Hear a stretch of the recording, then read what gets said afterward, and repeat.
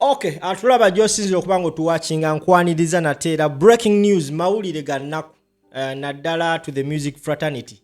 Just in amalo ge twakafuna genkonfaminze omuyimbi amanyikibwa nga Master Parrot wetwogerere essaawa zino zembuyaga ezikunta.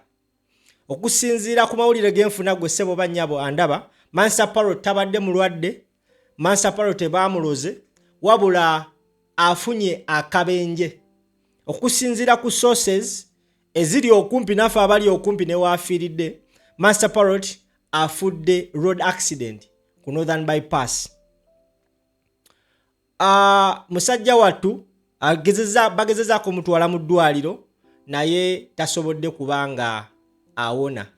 Era bw'atyo twogerere essaawa zino musajja wattu mufu. Master Parrot abatamumanya abasinga amanya ge agaddala amanyikibwa nga David Sifaayo gemanya ge. Ayimbyeko mu bitumu mu groups ezenjawulo, yayimbako ne Bobi Wine, His Excellency the President, yayimbirako mu group ya Dr. Jose Chameleon. Musajja wattu abadde ayiya bulamu. Simanyi nsi kyegenda kwogera ku Master Parrot, wabula kyenyinza okukonfaminga n'okugamba gwandaba.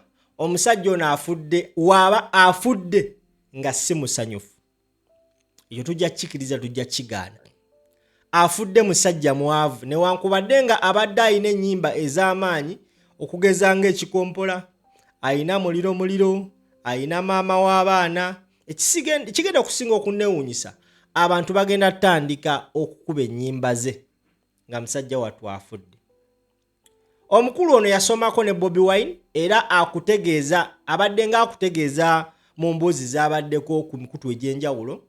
Omukulu ono yasoma ne Bobi Wine era okuyimbako okwasooka yasooka yimba na Bobi Wine bayina duo. Kyannaku nnyo nti atufuddeko era tusaba omwoyo gw'omugenzi Omukama Katonda abenga agulamuza kisa. Amawulire genkonfaminze kituufu musajja wattu atufuddeko. May his soul rest in peace.